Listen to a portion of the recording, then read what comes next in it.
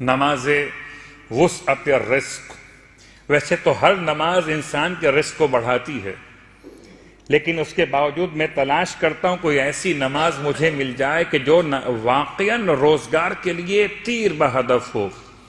تو روایت کے اعتبار سے امام جعفر صادق علیہ السلام کی بارگاہ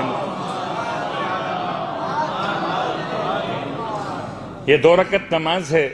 یہ بات یاد رکھیے کہ مولائے متقیان جیسی عظیم شخصیت بھی جب گھر سے باہر کسی اہم کام سے نکلتے تھے تو آپ 2 رکعت نماز پڑھ کر اس اہم کام کے لیے خدا سے مدد طلب کرتے تھے، میرے اور آپ کی ہدایت کے لیے، میری اور آپ کی تعلیم اور تربیت کے لیے۔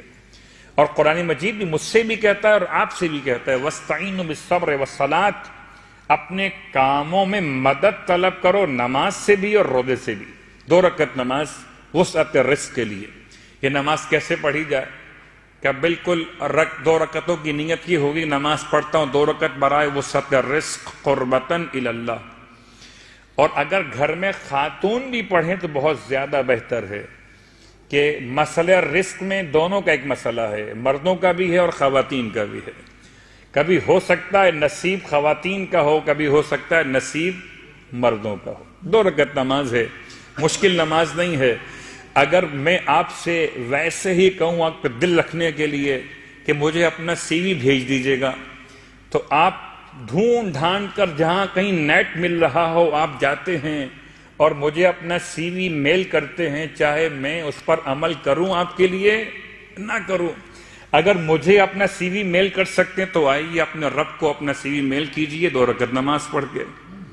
اور پھر خدا تو ایسا مہربان خدا ہے کہ سارے لوگ ساتھ چھوڑ دیں تو یہ ہو سکتا ہے کہ چھوڑ دیں، مگر ایک ہی ذات وہ ہے جو انسان کا ساتھ کبھی نہیں چھوڑتی، اور اسے ہی تو خدا کہتے ہیں۔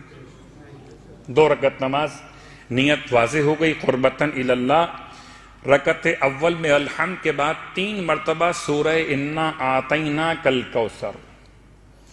اتنا آسان طریقہ ہے کہ مشکل نہیں ہے، انسان ہم جتنے بیٹھے ہوئے ہیں کوئی اور سورہ یاد ہو کہ نہ ہو مگر سورہ کوثر تو یاد ہوتی۔ رکعت دوم میں ذرا سا مشکل ہے، وہ 2 سورے ہیں، سورہ قل اعوذ برب الناس اور سورہ قل اعوذ برب الفلق۔ پہلے فلق پڑھیے 3 دفعہ، پھر سورہ ناس پڑھیے 3 دفعہ۔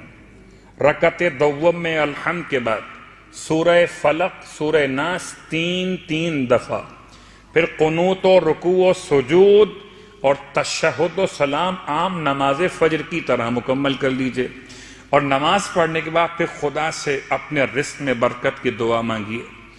اور جب کبھی دعا مانگیے تو یاد رکھیے اللہ کے رسول کی ماں کا واسطہ دے کر دعا مانگیے، اس لیے کہ جب کسی کی ماں کا واسطہ دیا جائے کائنات میں کچھ بھی نہ ہوتا اگر ختمیہ مرتبت کی ذات نہ ہوتی، اور ختمیہ مرتبت کو آپ کی ماں کا واسطہ دینا ایک ایسا واسطہ ہے جو انسان اگر مجھے اور آپ کو دے، میری اور آپ کی ماں کا واسطہ، تو شاید ہم سوچنے پر مجبور ہو جائیں کہ اس کے لیے ہم کیا کر سکتے ہیں، یہ ہماری ماں کی قسم ہمیں دے رہا۔ صلوات پڑھیں محمد و آل محمد۔